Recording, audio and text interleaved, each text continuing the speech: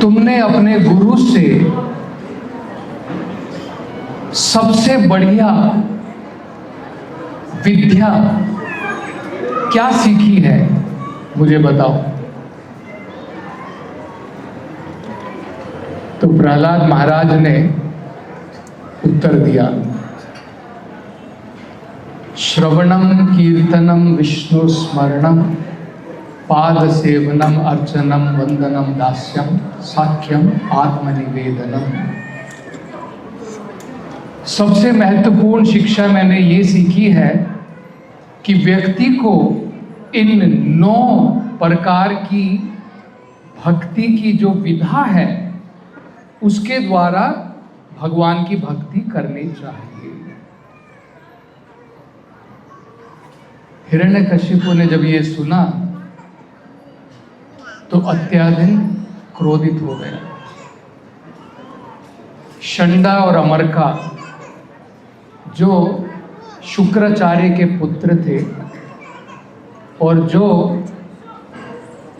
प्रहलाद के लिए गुरु बनाए गए थे, उनको भौतिक विद्या, आसुरिक विद्या प्रदान करने के लिए उनके ऊपर हिरण्यकशिपु अत्यंत क्रोधित हुआ कि तुम मेरे पुत्र को ये क्या सिखा रहे हो। मैंने तुम्हें कहा था उन्हें आसुरिक विद्या दो और तुम उन्हें भगवान की भक्ति सिखा रहे हो। तो प्रहलाद महाराज जो है उन्होंने ये भगवान की भक्ति षंडा और अमरका से नहीं सीखी थी,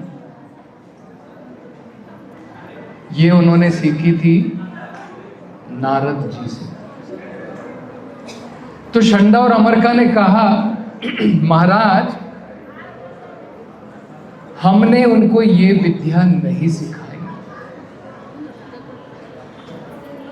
न जाने किस प्रकार से ये बालक जो है भगवान नारायण की भक्ति में हमेशा मग्न रहता है।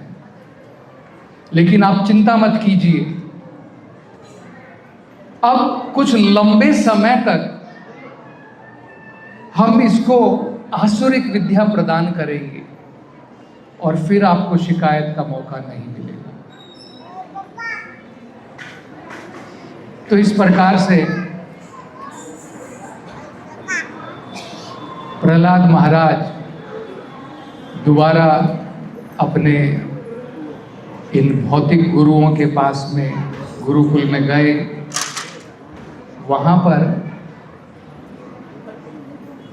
ये असुर षंडा और अमरका ब्राह्मण थे लेकिन आसुरिक विद्या प्रदान कर रहे हैं।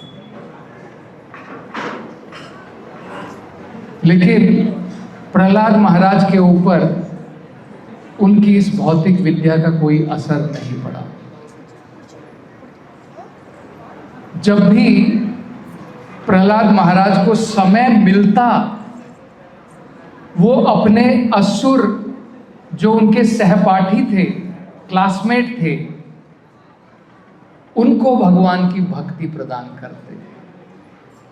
धीरे धीरे जो असुरों के ये बालक थे जो प्रहलाद महाराज के साथ में पढ़ रहे थे, वो भी भक्ति में आगे बढ़ने लगे। तो ये देख करके षंडा और अमरका बिल्कुल घबरा गए कि न केवल प्रहलाद, बाकी असुर के जो बालक हैं वो भी भक्ति में बढ़ रहे हैं। क्यों बढ़ रहे हैं? इस प्रहलाद की वजह से। इसलिए उन्होंने सोचा बढ़िया होगा हम जाकर के सब कुछ महाराज हिरण्यकशिपु को बता देते। तो उन्होंने जाकर के हिरण्यकशिपु को सब कुछ बता दिया, क्या चल रहा है उनके गुरुकुल में। ये सुनने के बाद में हिरण्यकशिपु अत्यंत क्रोधित हो गया। उसकी आंखें क्रोध के कारण जलते हुए लोहे के बराबर, जैसे जब लोहा जलता है, जब कोई मेटल जलता है, उस प्रकार से उसकी आंखें जो है गर्म हो गई। और उसने प्रहलाद महाराज को वहां पर बुलाया और इतने कोमल अवस्था में 5 साल के बालक मात्र थे, लेकिन फिर भी कुछ परवाह ना किए बिना हिरण्यकशिपु ने अनेकों प्रकार से प्रहलाद महाराज को अपशब्दों में, अनेकों प्रकार के अपशब्दों में जो है संबोधित किया। जैसे देखिए वो क्या कहते हैं, उस श्लोक में बताया है,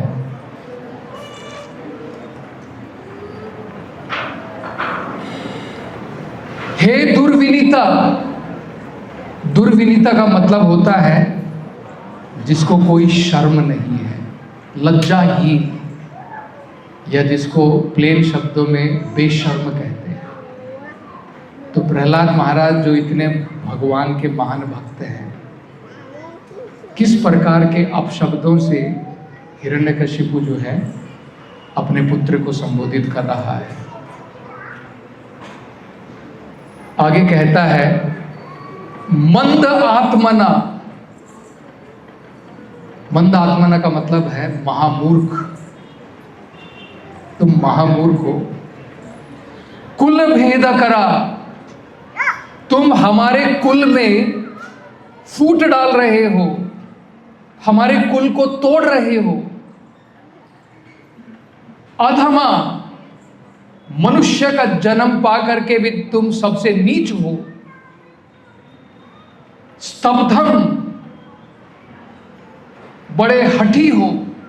इतनी बार समझाने के बाद में भी तुम में अकल नहीं आई। मद शासना उद्वृतम, मेरे आदेश का देवतागण से लेकर के सब लोग पालन करते हैं, लेकिन तुम मेरे आदेश का पालन नहीं कर रहे हो।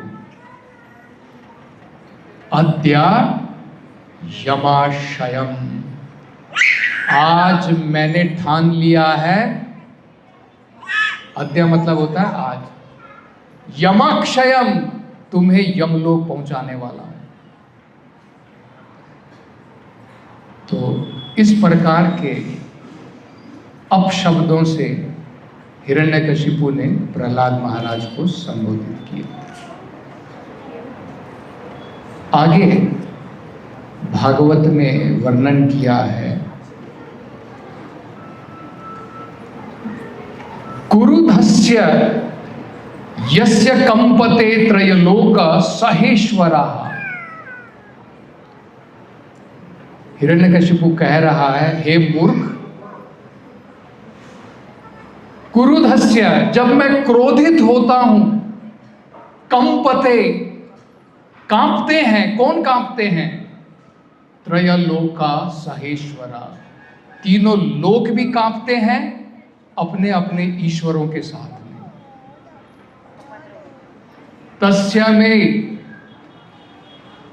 अभित्वतः मूढ़ा शासनम किम बलो अत्याग्रह। लेकिन तुम किस प्रकार से भयभीत नहीं हो, तुम्हारे अंदर में कोई भय ही नहीं।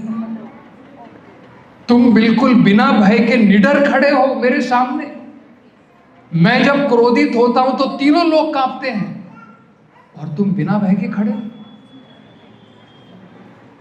शासनम किम बलो अत्याग्रह, तो कह रहा है हिरण्यकशिपु अपने पुत्र से, किसके बल पर तुम इतने निडरता पूर्वक मेरे सामने खड़े हो? कहां से तुम्हारे अंदर में ये बल आ रहा है? तो इसके जवाब में देखिए प्रहलाद महाराज क्या कहते हैं। श्री प्रहलाद उवाच, न केवलम में भवताश्च राजन। हे राजा, न केवल मेरा बल भवताश, तुम्हारा बल भी उसी भगवान से आता है। क्योंकि हिरण्यकशिपु पूछ रहा है कहां से आया ये बल, किसके बल पर तुम इतने निडर हो। तो प्रहलाद महाराज कह रहे हैं न केवल मेरा बल, जो तुम्हारे बल जिसके ऊपर तुम्हें इतना गर्व है, ये बल भी तो भगवान से ही आया है, ये तुम्हारा बल थोड़ी है। आगे वो कहते हैं सवई बलम बलिनाम च परमेशान, भगवान तो जितने भी हम शक्ति इस संसार में देखते हैं, सवई बलम, जो भी बल आप इस संसार में देखते हैं, उन सब का कारण भगवान हरि है। परे अवरे, कोई ऊंचा है कोई नीचा है, स्थिरम जंगमाये, कुछ जीव स्थिर हैं, कोई चलते फिरते जीव हैं।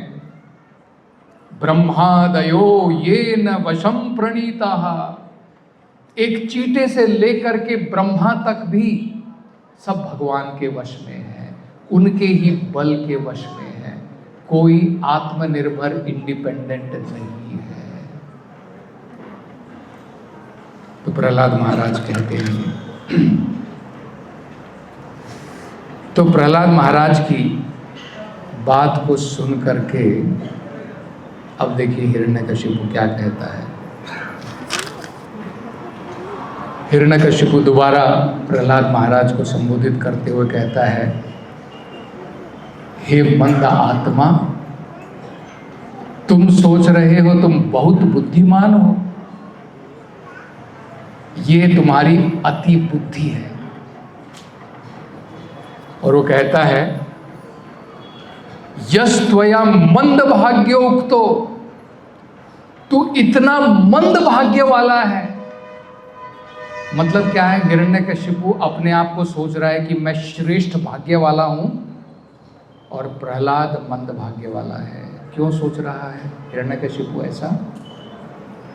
क्योंकि हिरण्यकशिपु सोच रहा है मेरे पास में तीनों लोकों का शासन है, स्वर्ग लोक, नीचे के पाताल लोक, मध्य लोक, सब मेरे नियंत्रण में है। ये मूर्ख प्रहलाद अगर ये बुद्धिमान होता तो मेरे बाद ये सब इसको मिलने वाला था, लेकिन ये इतना मंद भाग्य वाला है कि अब इसको ये कुछ नहीं मिलने वाला है।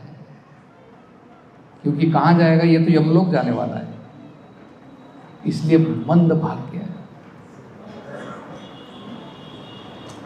फिर कहता है क्वा असौ यदि स सर्वत्र कस्मात् स्तंभे न दृश्यते। मूर्ख प्रहलाद, तुम कहते हो तुम्हारा हरि हर एक जगह पर है। क्वा असौ यदि सर्वत्र, तुम कहते हो कि मेरा हरि सर्वत्र है, कस्मात् स्तंभे न दृश्यते, फिर ये इस खंबे के अंदर में क्यों नहीं दिखाई दे रहा है?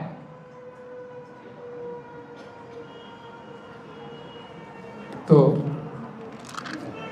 एक्चुअली भगवान तो सब जगह है, ये सही है, लेकिन असुरों को भगवान दिखाई नहीं देते।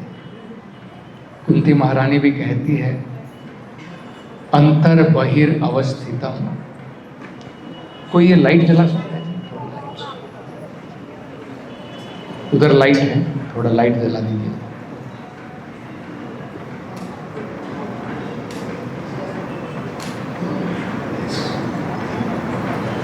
तो कहते हैं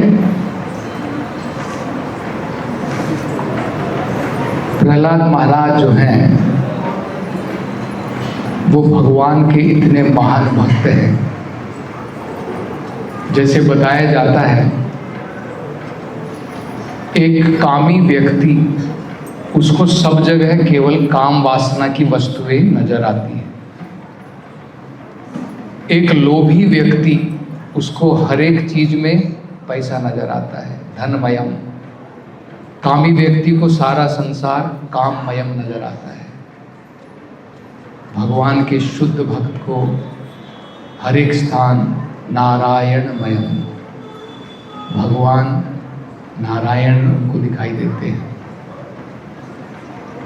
तो मूर्ख व्यक्ति लोग नहीं देख सकते कि भगवान अंदर भी है, भगवान बाहर भी है। क्यों? माया का पर्दा लगा है। जब पर्दा लगा होता है तो आपको भगवान के दर्शन नहीं होते हैं ना। जब पर्दा निकल जाएगा तो आपको भगवान के दर्शन होंगे। तो जब तक माया का पर्दा लगा है, भगवान अंदर भी है, बाहर भी है, सब जगह है, लेकिन दर्शन नहीं होता। तो हिरण्यकशिपु वो कह रहा है, तू कहता है कि तेरा भगवान सर्वत्र है, क्यों नहीं दिख रहा है इस खंबे के अंदर में? फिर देखिए आगे क्या कहता है। सो अहम विखत मानस्य, तुम ये जो कथन कह रहे हो अनेकों प्रकार के पागल की भांति, मेरा भगवान इधर है, मेरा भगवान उधर है, सब जगह है, ये सब पागल की बोली है। तो फिर कहता है, अब मैं क्या करने वाला हूं? शिरः काया धरामीते, अब मैंने अपनी तलवार निकाल ली है और तुम्हारा सर तुम्हारी काया से, तुम्हारे शरीर से अब मैं अलग करने वाला हूं। गोपायेत हरिम त्वाध्या, आज मैं देखता हूं, त्वाध्या मतलब आज मैं देखता हूं, हरिम तुम्हारा हरि, गोपायेत तुम्हारी रक्षा कैसे करता है। तुम कह रहे ना तुम्हारा भगवान तो खंबे में भी है, सब जगह है, सर्वत्र है। तो मैंने अपनी तलवार निकाल ली है, अब इस तलवार से तुम्हारा सर और तुम्हारा धड़ में अलग करने वाला हूं, और मैं देखूंगा तुम्हारा हरि तुम्हें कैसे बचाता है। यस्ते शरणम इप्सितम, तुम जिसकी शरण में हो, जिस हरि की शरण में हो, मैं देखता हूं वो तुम्हारी हरि किस तरह से रक्षा करता है। तो ऐसा कह करके हिरण्यकशिपु ने अपनी तलवार निकाल ली। तलवार निकाल करके अपने मुक्के से उंगलियों को ऐसे मुट्ठी बंद करके क्रोध में आकर के उस खंबे के ऊपर जो है उसने प्रहार किया। और जैसे ही हिरण्यकशिपु ने उस खंबे के ऊपर प्रहार किया, वहां से ऐसी गर्जन निकली, ऐसी आवाज निकली जो तीनों लोकों तक फैल गई। और इस प्रकार की आवाज आज तक किसी ने नहीं सुनी थी। यहां तक कि देवतागण घबरा गए। वो सोचने लगे कि लगता है हमारे सारे लोग, इनका विनाश निश्चित है। कोई नहीं समझ पाया। हिरण्यकशिपु भी हैरान है, ये आवाज, ये गूंज कहां से आ रही है, ये गर्जन कहां से आ रही है। और तब जो है भागवतम में बताया है किस प्रकार से भगवान उस खंबे में से प्रकट हुए। सत्यम विधातुम निज भृत्य भाषितम,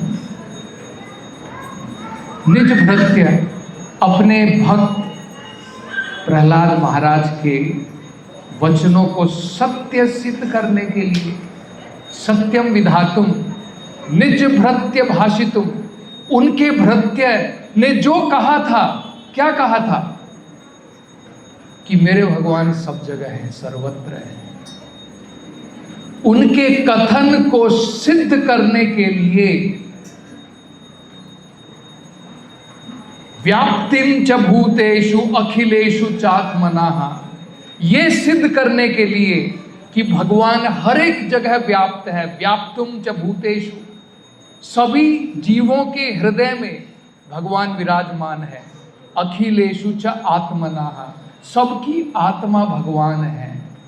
ये सिद्ध करने के लिए अदृश्यता, ऐसा रूप जिसके कभी आज तक दर्शन नहीं हुए थे, अदृश्यता, इति अद्भुत रूपम उद्वहन, भगवान अत्यंत अद्भुत रूप में स्तंभे सभायाम, उस स्तंभ में से प्रकट हुए, न मृगम न मानुषम।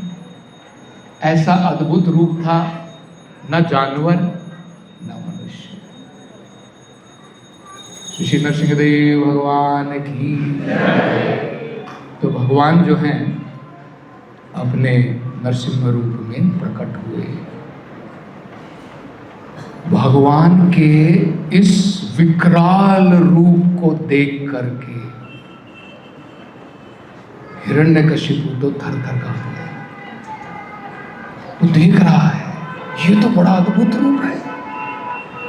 अब स्टडी कर रहा है भगवान के रूप को। क्या है ये? कौन सा जीव है? न ये जानवर है, न ये मनुष्य है, न देवता है। ये तो मैंने कभी नहीं देखा आज तक। तो अब जो है भगवान के रूप को देख रहा है, समझने का प्रयास कर रही क्या है। बड़ा सुंदर वर्णन किया है भागवतम में। तथा अलम भयानकम।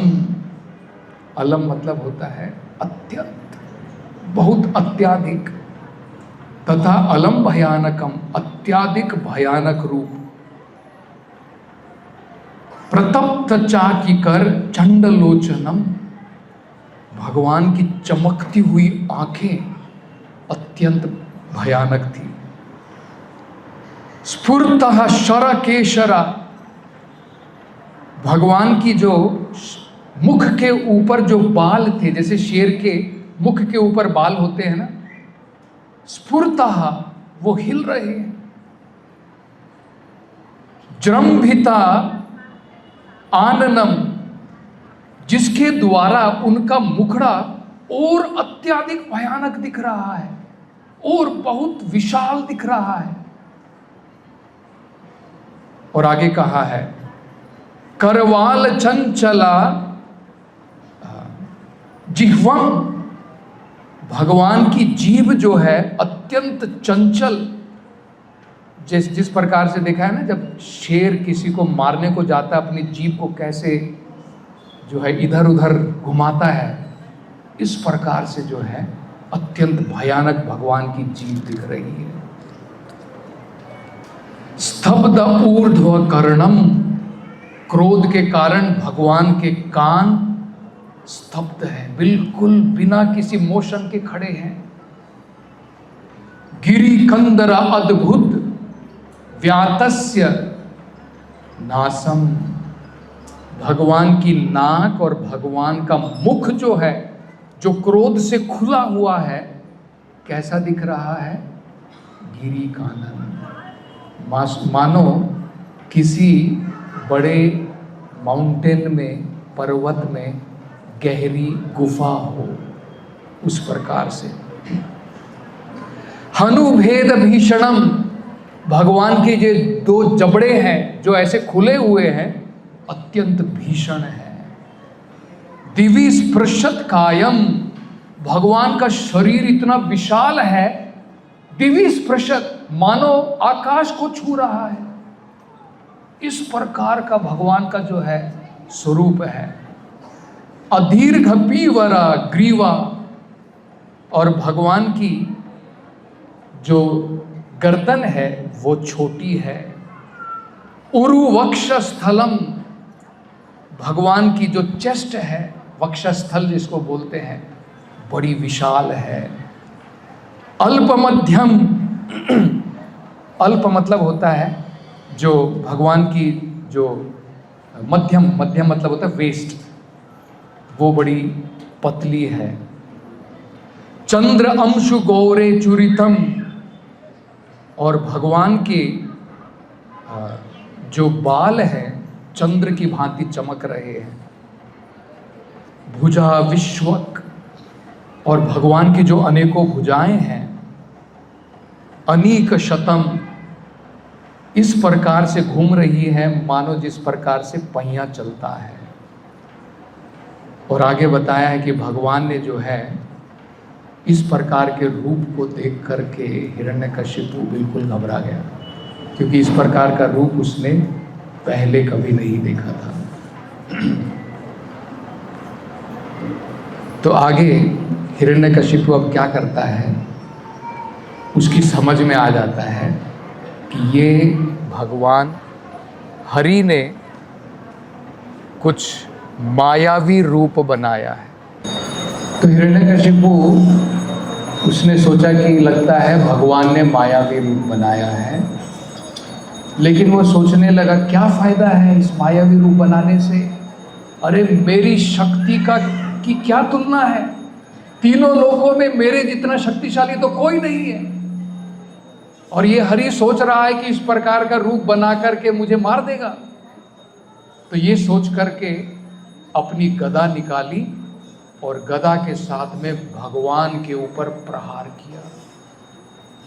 तो भागवत में कहा है ये इस प्रकार का था, मानो एक छोटा सा कीड़ा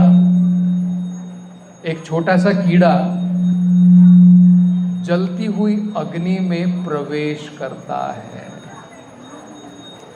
एक छोटा सा कीड़ा जब जलती हुई अग्नि में प्रवेश करता है तो कहाँ जाएगा, दिखाई भी नहीं देगा। तो प्रैक्टिकली हिरण्यकशिपु दिखाई भी नहीं दिया। फिर हिरण्यकशिपु ने भगवान के ऊपर प्रहार करना शुरू किया। भगवान ने तुरंत उसको उठाया और कुछ देर भगवान जो हैं उन्होंने हिरण्यकशिपु को छोड़ दिया अपने हाथ से। पहले तो भगवान ने उसकी गदा को पकड़ करके फेंक दिया और बाद में उदाहरण दिया जाता है जैसे गरुड़ देव एक सांप को पकड़ लेते हैं अपनी चुंगल में, भगवान नरसिम्हा ने हिरण्यकशिपु को पकड़ लिया। और इतना व्याकुल है वो हिरण्यकशिपु, बहुत प्रयास किया उसने निकलने का, भगवान के हाथों से नहीं निकल पाया। तब भगवान ने, जैसे कई बार बिल्ली जो है चूहे को पकड़ने के बाद में थोड़ी देर के लिए छोड़ देती है, भगवान ने हिरण्यकशिपु को कुछ देर के लिए छोड़ दिया। और जैसे ही छोड़ा सारे देवतागण हाहाकार करने लगे, अरे अरे ये क्या हो गया क्या। और हिरण्यकशिपु सोच रहा है देखो मेरी ताकत कितनी है, भगवान हरि को भी छोड़ना पड़ा मुझे, ज्यादा देर तक नहीं पकड़ पाए, वो ऐसे सोच रहा है। फिर उसने अपनी तलवार निकाली और दोबारा भगवान के ऊपर अटैक किया, दोबारा प्रहार किया। इस बार भगवान ने हिरण्यकशिपु को पकड़ा और बड़ा सुंदर वर्णन किया है कहाँ पर ले जा करके भगवान ने जो है उसका वध किया। विश्वस्फुरंत ग्रहण आतुरुम हरीर। अब जब भगवान ने पकड़ लिया तो ठीक उस प्रकार से जैसे एक सांप चूहे को पकड़ लेता है और चूहा कोशिश करता है बाहर निकलने का, वो नहीं निकल पाता है। व्यालो का मतलब होता है सांप। यथा खुम का मतलब होता है एक चूहा। कुलिश अक्षता त्वचम। हिरण्यकशिपु जिसकी त्वचा को इंद्र का वज्र भी कुछ नहीं कर पाता था, उस त्वचा को भगवान ने क्या किया, द्वारी हिरण्यकशिपु के महल के द्वार पर ले गए। असौ अपनी भगवान ने जंघा के ऊपर, असौ मतलब जंघा के ऊपर रखा। ददार लीलया, और भगवान ने उसकी छाती को बड़ी ही आसानी के साथ में, लीलया बड़ी ही आसानी के साथ में, नखेर अपने नाखूनों के साथ में फाड़ दिया। और बाद में भगवान ने जो है उसकी आतड़ियों को निकाल करके अपने गले में भगवान ने जो है माला के रूप में पहना। और भगवान जो है जा कर के उसके हिरण्यकशिपु के सिंहासन पर जाकर के बैठ गए। और सारे देवता गण, अभी भी भगवान जो हैं हिरण्यकशिपु को मारने के बाद में भी भगवान का क्रोध शांत नहीं हुआ। ब्रह्मा जी ने प्रयास किया, शांत नहीं हुआ। ब्रह्मा जी ने लक्ष्मी जी से कहा आप जाओ। लक्ष्मी जी ने कहा हरे कृष्णा, ऐसा रूप तो मैंने भी कभी नहीं देखा है। तब प्रहलाद महाराज उनको जो है भेजा गया। और आज आपने अभिषेकम के समय में वही प्रहलाद महाराज की प्रार्थनाएं सुनी जो प्रहलाद महाराज ने भगवान नरसिम्हा से की। और भगवान नरसिम्हा इतने प्रसन्न हुए, जो हाथ उन्होंने भगवान शिव के ऊपर भी नहीं रखा, ब्रह्मा के ऊपर भी नहीं रखा, माता लक्ष्मी के ऊपर भी नहीं रखा, प्रहलाद महाराज के हाथ ऊपर आशीर्वाद के रूप में रखा। श्री प्रहलाद नरसिंह देव भगवान की, श्री लक्ष्मी नरसिंहानंद देव की।